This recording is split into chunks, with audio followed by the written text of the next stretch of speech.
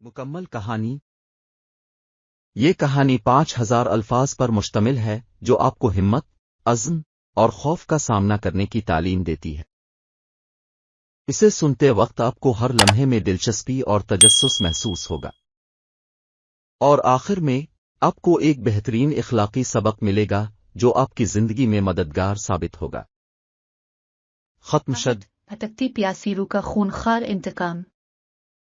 حصہ اول، گاؤں کا تعارف۔ ایک دور دراز گاؤں تھا جس کا نام سکندر پور تھا۔ یہ گاؤں اپنے پرسکون ماحول اور خوبصورت مناظر کے لیے مشہور تھا، لیکن اس گاؤں میں ایک پرانا اور ویران حویلی تھی جس کے بارے میں لوگ طرح طرح کی کہانیاں سناتے تھے۔ کہا جاتا تھا کہ اس حویلی میں ایک بھٹکتی پیاسی روح کا سایہ ہے۔ حصہ دوم، خوفناک کہانی کا آغاز۔ گاؤں کے بزرگوں کا کہنا تھا کہ برسوں پہلے اس حویلی میں ایک جوان لڑکی زہرا رہا کرتی تھی۔ زہرا کی خوبصورتی اور معصومیت پورے گاؤں میں مشہور تھی، لیکن ایک دن اس کی زندگی میں ایک خوفناک حادثہ پیش آیا۔ ایک غنڈے نے اسے اغوا کیا اور اس کے ساتھ ظلم و ستم کیا۔ حصہ سوم، ظلم کی داستان۔ زہرا کو اس غنڈے نے ایک تاریک کمرے میں قید کر دیا۔ وہ کئی دن تک بھوکی پیاسی رہی اور اس کی مدد کو کوئی نہ آیا۔ زہرا نے اپنی آخری سانسیں لیتے ہوئے بدلہ لینے کی قسم کھائی۔ کہا جاتا ہے کہ اس کی روح ابھی تک اس حویلی میں بھٹک رہی ہے اور انتقام کی پیاسی ہے۔ حصہ چہارم، نیا مکین۔ ایک دن ایک نوجوان لڑکا جس کا نام احمد تھا گاؤں میں آیا۔ احمد نے سنا تھا کہ حویلی ویران ہے اور وہ اسے خرید کر وہاں رہنا چاہتا تھا۔ گاؤں کے لوگوں نے اسے اس حویلی کے بارے میں خبردار کیا، مگر احمد نے ان کہانیوں کو نظر انداز کیا۔ اس نے حویلی خرید لی اور وہاں منتقل ہو گیا۔ حصہ پنجم، خوفناک واقعات کا آغاز۔ پہلی رات جب احمد نے حویلی میں قیام کیا تو اسے عجیب و غریب آوازیں سنائی دیں۔ دروازے خود بخود کھلنے اور بند ہونے لگے، دیواروں پر سائے نظر آنے لگے۔ احمد نے سوچا کہ شاید یہ سب اس کے دماغ کا وہم ہے، لیکن جیسے جیسے رات گزرتی گئی آوازیں اور زیادہ خوفناک ہوتی گئیں۔ حصہ ششم، حویلی کی تلاش۔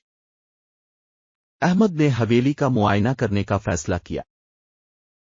اس نے ایک پرانا کتاب خانہ پایا جہاں پرانے کاغذات اور تصویریں تھیں۔ اسے زہرا کی تصویر ملی جسے دیکھ کر اس کے دل میں عجیب سا خوف پیدا ہوا۔ تصویر کے پیچھے ایک پرانا خط ملا جس میں زہرا کی دردناک کہانی درج تھی۔ حصہ ہفتم، بدرو کا ظہور۔ رات کے وقت احمد نے دیکھا کہ زہرا کی روح اس کے سامنے ظاہر ہوئی۔ زہرا کی آنکھوں میں انتقام کی آگ جل رہی تھی۔ احمد نے دل کی دھڑکنوں کو قابو میں رکھتے ہوئے پوچھا، تم کیا چاہتی ہو؟ زہرا نے چیختے ہوئے کہا، میں انتقام چاہتی ہوں، میری موت کا بدلہ۔ حصہ ہشتم، گاؤں کے بزرگ کی مدد۔ اگلے دن احمد گاؤں کے بزرگ بابا حفیظ کے پاس گیا۔ بابا حفیظ نے اسے بتایا کہ زہرا کی روح اس وقت تک سکون نہیں پائے گی جب تک اس کا انتقام پورا نہ ہو جائے۔ احمد نے فیصلہ کیا کہ وہ زہرا کی روح کی مدد کرے گا۔ حصہ نہم، تحقیق کا آغاز۔ احمد نے گاؤں میں زہرا کے قاتل کے بارے میں معلومات اکٹھی کرنا شروع کی۔ اسے معلوم ہوا کہ زہرا کا قاتل ابھی تک زندہ ہے اور ایک دور دراز علاقے میں چھپا ہوا ہے۔ احمد نے اس علاقے کا سفر کرنے کا فیصلہ کیا۔ حصہ دہم، مقابلہ اور انتقام۔ احمد نے زہرا کے قاتل کو تلاش کر لیا اور اسے زبردستی واپس حویلی لے آیا۔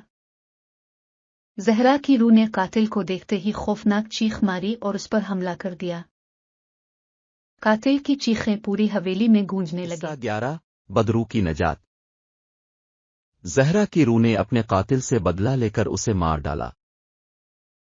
جیسے ہی قاتل کی روح نکل گئی زہرا کی روح کو سکون مل گیا۔ زہرا کی روح نے احمد کا شکریہ ادا کیا اور سکون کی حالت میں حویلی سے غائب ہو گئی۔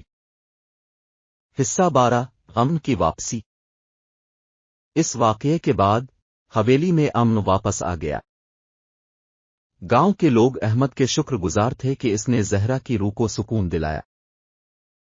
حویلی کا خوف ختم ہو گیا اور لوگ اب وہاں بغیر کسی خوف کے جا سکتے تھے۔ حصہ 13 اخلاقی سبق۔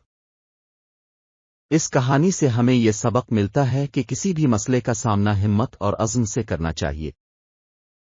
ڈر اور خوف کا سامنا کرنے سے ہی ہم اپنی مشکلات کو حل کر سکتے ہیں۔ احمد کی بہادری اور زہرا کی کہانی ہمیں ہمیشہ یاد دلاتی ہے کہ ہمیں کسی بھی پریشانی سے گھبرانا نہیں چاہیے۔ اختتام۔ یہ کہانی ہمیں سکھاتی ہے کہ مشکلات اور پریشانیاں زندگی کا حصہ ہیں، لیکن اگر ہم اپنے دل کی ساری ہمت جمع کریں اور عزم سے کام لیں تو ہم ہر مسئلے کا حل نکال سکتے ہیں۔ احمد کی طرح ہمیں بھی ہر چیلنج کا سامنا کرنے کے لیے تیار رہنا چاہیے۔